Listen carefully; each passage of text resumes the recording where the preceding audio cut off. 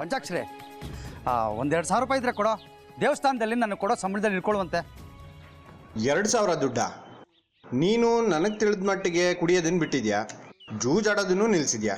ಅಂದಮೇಲೆ ನಿಂಗೆ ಯಾಕಪ್ಪ ಬೇಕು ದುಡ್ಡು? ಆಟೋ ಸರಿ ಮಾಡಿಸ್ತಿದ್ದೀನಪ್ಪ. ಇನ್ನೇನು ಶುರುವಾಗ್ಬಿಡ್ತಾರಲ್ಲ ಜನ ಉತ್ಸವಕ್ಕೆ. ಬೇರೆ ಬೇರೆ ಊರುಗಳಿಂದ ದಿನಕ್ಕೇನಿಲ್ಲ ಅಂದರೂ 100-200 ಜನ ಬರ್ತಾರೆ. ಕಂಕಣ ಕಟ್ತಿದ್ದ ಹಾಗೆ ಜನರನ್ನು ಸೆಳ್ಕೊಳ್ಳೋಕೆ ಶುರು ಮಾಡ್ಬಿಡ್ತಾರೆ ಅಮ್ಮನವರು. ಈ ಸಲ ದೇವಸ್ಥಾನಕ್ಕೆ ಬಾಡಿಗೆ ಹೊಡೆದ ಮೇಲೆ ಬಸ್ ನಿಲ್ದಾಣಕ್ಕೂ ದೇವಸ್ಥಾನಕ್ಕೂ 2 ಬಾಡಿಗೆ ಹೊಡಿತೀನಿ. ತಲೆಗೆ 5 ಅನ್ಕೋ, 10ಕ್ಕೆ 50, 4 ಸುತ್ತು ಹೊಡೆದ್ರೆ 200 ರೂಪಾಯಿ. 200 × 10 ದಿವಸ 2,000 ಕೊಟ್ಟಾಗ್ಬಿಡ್ತೀನಿ ನಾನು ನಿನ್ನ ಕಾಸನ್ನ. ಅಲ್ಲ ಕಣಜಗಿ, ಏನು ಇದ್ದಕ್ಕಿದ್ದಂಗೆ ಇಷ್ಟೊಂದು ದುಡ್ಡಿನ ವ್ಯಾಮೋಹ ನಿಂಗೆ? ಮಗು ಆಗ್ತಿದೆಯಲ್ಲಪ್ಪ, ಸುಮ್ಮನೆ ನಾ ಖರ್ಚು. ಹಾಲು, ಹೋಮ್ ವಾಟ್ರು, ತೊಟ್ಲು, ತಳ್ಳೋ ಗಾಡಿ, ಗಿಲ್ಕಿ, ಮುಂಜಿ. ಜ್ವರ ಬಂದೆ ವೈದ್ಯರು, ನಾಮಕರಣ, ಚೌಲ, ಮುಂಜಿ, ಶಾಲೆ 1-2. 3 ನಿಮಿಷದ ಸುಖ, 30 ವರ್ಷ ಖರ್ಚು. ಆದರೆ ಖುಷಿ ಇದೆ ಕಣೋ, ಅಪ್ಪ ಆಗ್ತಿದ್ದೀನಿ ಅಂತ. ನಾಳೆ ದಿವಸ ಮಗು ಹೇಳುತ್ತೆ ಅಲ್ವಾ, ನಿಮ್ಮ ಅಪ್ಪನ ಹೆಸರೇನು ಅಂದರೆ ಜಗ್ಗಿ ಅಂತ. ಅಬ್ಬಬ್ಬಬ್ಬಬ್ಬಬ್ಬ, ಎಷ್ಟೊಂದು ವಿಚಾರ ತಿಳ್ಕೊಂಡಿದ್ಯೋ ಜಗ್ಗಿ. ಮೊದಲು ಓ ಅಂದರೆ ಟೋನಕ್ಕೆ ಬರ್ತಿರ್ಲಿಲ್ವಲ್ಲೋ ನಿಂಗೆ? ನೀನು ಆದಷ್ಟು ಬೇಗ ತಂದೆ ಆಗೋ, ನಿಂಗೂ ಎಲ್ಲ ಗೊತ್ತಾಗುತ್ತೆ. ಆದರೆ ಮಗು ಮಾತ್ರ ನಿನ್ನೆಂತಿಗೆ ಆಗ್ಬೇಕು.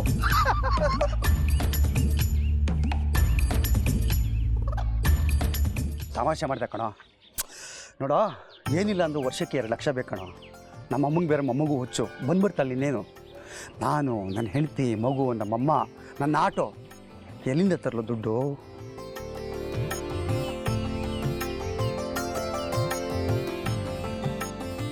ತಗೋ, 2,000 ಇದೆ. ಆಮೇಲೆ ಬೇಗ ತೀರಿಸ್ಬಿಡ್ಬೇಕಪ್ಪ. ತುಂಬ ಉಪಕಾರ ಆಯಿತು ಪಂಚಾಕ್ಷರಿ, ಆದಷ್ಟು ಬೇಗ ತೀರಿಸ್ಬಿಡ್ತೀನಿ. ಬರಲಾ? ಆಯ್ತಾಯ್ತು. ಇನ್ನು ಉತ್ಸವ ಮುಗಿಯೋವರೆಗೂ ಚಕ್ರಾಪುರಿ ಧೂಳೆದ್ದೋಗುತ್ತೆ. ಊರೂರಿಂದ ಜನ ಬರ್ತಾರೆ. ಅಮ್ಮನವ್ರ ಉತ್ಸವ ಅಂತೂ ನೋಡೋದಕ್ಕೆ 2 ಕಣ್ಣು ಸಾಲದು. ಇನ್ನು ಶ್ರೀಚಕ್ರ ಉದ್ಭವ,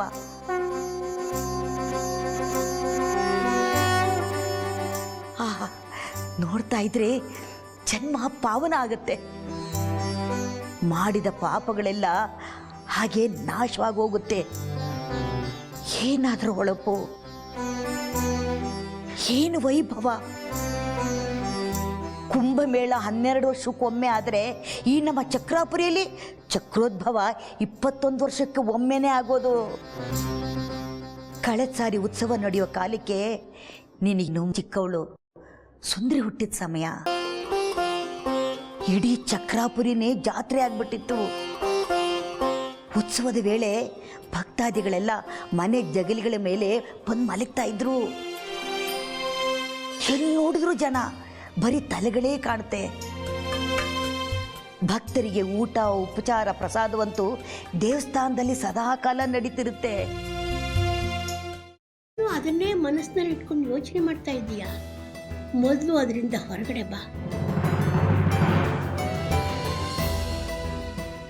ನಾನೇನು ಯೋಚನೆ ಮಾಡ್ತಿಲ್ಲ ಅಜ್ಜಿ.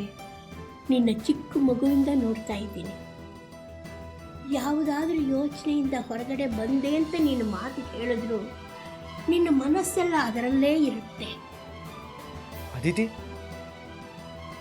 ಯಾವುದ್ರ ಬಗ್ಗೆ ಯೋಚನೆ ಮಾಡ್ತಿದ್ಯಾ? ಶ್ರೀಚಕ್ರ ನಮ್ಮ ಕೈವಶವಾದ್ರೆ ಇಡೀ ಜಗತ್ತೇ ನಮ್ಮ ಪಾಳೆ ಪಟ್ಟೆ.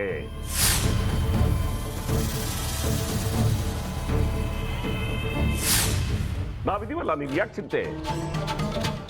ನಮ್ಮ ಆಸೆಗಳೆಲ್ಲ ಪೂರೈಸುತ್ತೆ.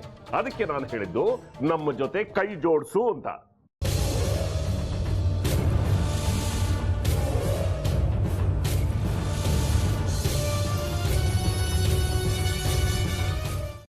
ವೆಜ್ ಖಾರ ಬಾತ್ ಮಾಡುವ ವಿಧಾನ: ಒಂದು ಬಾಣಲಿಗೆ ತುಪ್ಪ, ಸಾಸಿವೆ, ಕಡಲೆಬೇಳೆ, ಉದ್ದಿನಬೇಳೆ, ಗೋಡಂಬಿ ಹಾಕಿ ಹುರಿದು ಕರಿಬೇವು, ಬಾಡಿಗೆ ಮೆಣಸಿನಕಾಯಿ, ಕ್ಯಾರೆಟ್, ಬಟಾಣಿ, ಟೊಮ್ಯಾಟೊ, ಕಲ್ಲುಪ್ಪು, ಬೆಲ್ಲ, ಬಿಸಿಬೇಳೆ ಬಾತ್ ಪುಡಿ, ಅರಿಶಿನ, ರವೆಯ 3 ಅಳತೆಯಷ್ಟು ನೀರು ಹಾಕಿ ಚೆನ್ನಾಗಿ ಕುದಿ ಬಂದ ಮೇಲೆ ಹುರಿದ ಬನ್ಸಿ ರವೆ ಹಾಕಿ ಕಲಸಿ. ಈಗ ವೆಜ್ ಖಾರ ಬಾತ್ ಸವಿಯಲು.